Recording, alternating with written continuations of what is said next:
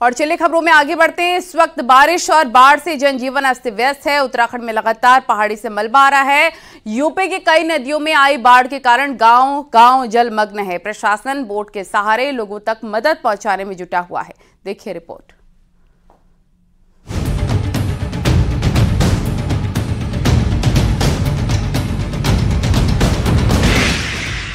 पहाड़ से मैदान तक बारिश और बाढ़ का कहर जारी है। पहाड़ों पर हो रहे लैंडस्लाइड से कई रास्ते बंद हैं। चमोली में मलबा आने से बद्रीनाथ हाईवे एक बार फिर से बंद हो गया है। नंद प्रयाग और गौचर कर्ण प्रयाग के बीच चटवा पीपल के पास पहाड़ी से भारी मलबा आया। चटवा पीपल के पास बार बार पहाड़ी दरक रही है और हाईवे बंद हो रही है, जिसकी वजह से यात्रियों को भारी दिक्कतों का सामना करना पड़ रहा है। वहीं प्रशासन ने सड़क में फंसे यात्रियों के लिए होटल में ठहरने की व्यवस्था की है। सड़क खुलने तक यात्रियों को होटल में ठहराया जाएगा। आप देख ही रहे हैं यहाँ की स्थिति बहुत ही लूज स्वाइल है और वो रेगुलर आ रहा है। खोल रहे हैं, ट्रैफिक पार करा रहे हैं, फिर खोल रहे हैं, फिर हो जा रहा है। तो ये रेगुलर काम चल रहा है। ये प्रशासन द्वारा जितनी भी इधर और उधर दोनों तरफ, यानी इस पॉइंट से गौचर की तरफ और कर्णप्रयाग की तरफ जो गाड़ियाँ खड़ी हैं उनमें लोगों को पानी या थोड़ा बहुत स्वल्पाहार, ताकि समस्या ना हो सके लोगों को, इसकी व्यवस्था की जा रही है और हम लोग यहीं पे डटे हुए हैं। सोनभद्र में पिछले कई घंटों से हो रही लगातार बारिश से जनजीवन अस्त व्यस्त है। धंधरौल बांध के सभी 22 गेट खोल दिए गए हैं। नगवा बांध के सभी 9 गेट भी खुल गए हैं, जिसके बाद नदियों का पानी रिहायशी इलाकों में घुस चुका है। जिले में कुल 264 mm बारिश दर्ज की गई है। सबसे ज्यादा बारिश दुद्धी और रॉबर्ट्सगंज में हुई है, जिसके कारण वाराणसी शक्तिनगर राजमार्ग पर उमरौरा के पास सड़क पर पानी भर गया। माची थाना जाने वाले रोड का संपर्क टूट चुका है।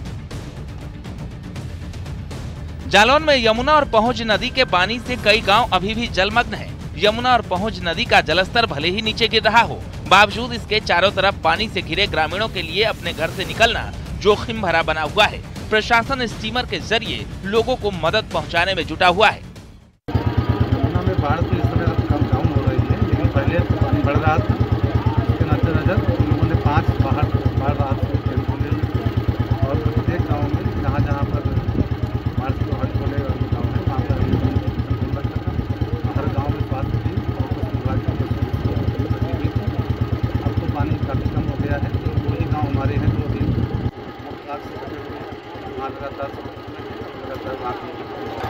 वार्ता कर रहे हैं और लोगों को सूचित कर दिया गया, आगाह कर दिया गया।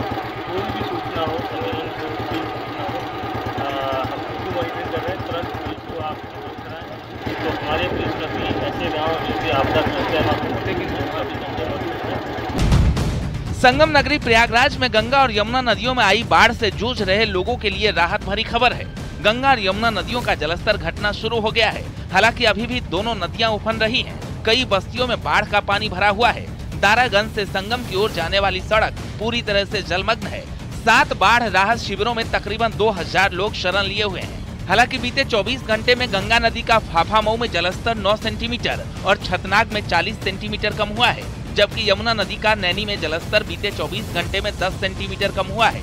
दोनों नदियां सामने आप देख सकते हैं कि नागवासुकी मंदिर किस तरह से पूरी तरह से डूब गया है और सामने का जो इलाका है सलोरी इलाका है। एक तरफ से आप देखें कि चारों तरफ यहाँ जल ही जल दिखाई दे रहा है, पानी ही पानी, यानी कि जल समुद्र दिखाई दे रहा है और यह डूब गया है। साफ तौर पर आप देख सकते हैं कि तमाम जो गंगा के किनारे घर हैं वो किस तरह से पानी में डूबे हैं। दर्जनों ऐसे मोहल्ले हैं, चाहे वो सलोरी है, अशोकनगर, राहत शिविर बनाए गए हैं, उनमें शरण ले चुके हैं। करीब 300 परिवारें मदद पहुंचाई जा रही है। इसके बावजूद बड़ी संख्या में जो श्रद्धालु हैं वो संगे हैं। सड़कों पर मोटर गाड़ियां फर्राटा भरती थी, वहां अब वो आस्था की डुबकी लगा रहे हैं। जो उनके कर्मकांड हैं दिए गए हैं, क्योंकि हर ओर पानी ही पानी दिखाई दे रहा है, जल समुद्र दिखाई दे रहा गए हैं। पहाड़ों पर लगातार हो रही बारिश और बांधों से छोड़े गए पानी से शाहजहांपुर की गर्रा नदी में भी बाढ़ से न केवल किसानों की फसलें बर्बाद हो रही हैं, बल्कि खेतों का कटान भी परेशानी का सबब बना हुआ है। ड्यूनी बैराज से छोड़े गए पानी के कारण सुभाष नगर कॉलोनी जलमग्न हो चुका है। साथ ही नगर निगम के ऑफिस में भी पानी घुस चुका है। नदी जो है वो नाले से थोड़ा बढ़ के नाला है, नाले के स्तर से ही पानी जो है यहाँ पर आ रहा है। पानी क्योंकि नाले से पानी बढ़ रहा है और वही बैक करके पूरा प्लाटों में और घर भर रहा है। बाढ़ आई है, ये प्लांट है STP, यहाँ जैसे सीवर का जो टैंक सीवर टैंक होते हैं उसका यहाँ पानी लाते हैं हम लोग, टैंक से आता है और उसका जो है उस करते हैं वगैरह। यहाँ आग चुकी है इसलिए इसका सामान जो है जो इन्वर्टर वगैरह है, सोलर का सिस्टम सारा निकाल रहे हैं। तो प्रशासन पूरी तरह से अलर्ट है। हम लोग द्वारा इस प्रकार हम लोगों ने तैयारी कर ली है। SDRF की टीम हमारे पास आ गई है, PSU की फ्लड कंपनी भी हमारे पास आ गई और प्रशासन द्वारा बोटों की व्यवस्था कर ली गई। सारी तहकीक। शाहजहांपुर की गर्रा नदी का जलस्तर लगातार बढ़ रहा है। इसके बावजूद भी कुछ लड़के करीब 20 फुट की से जान जोख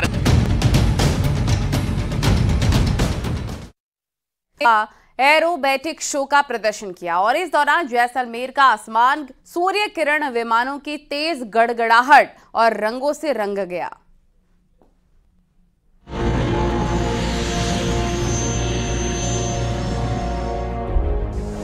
जैसलमेर तंगेज करतब।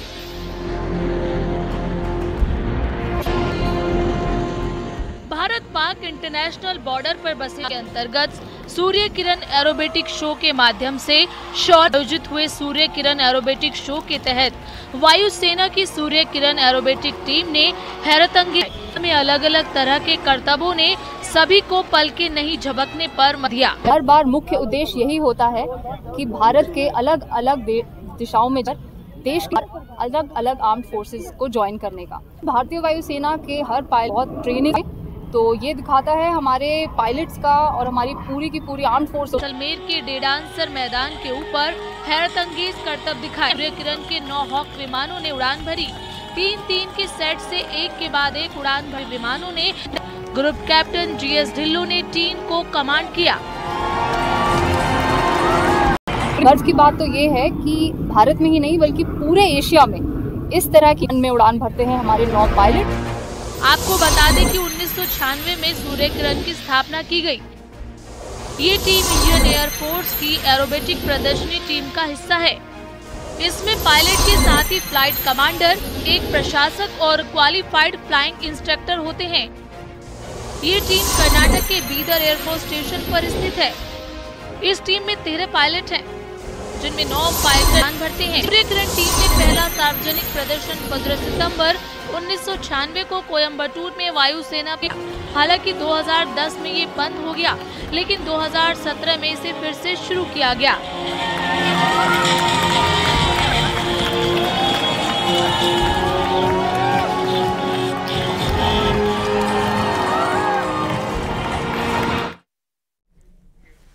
और यहाँ रुकेंगे।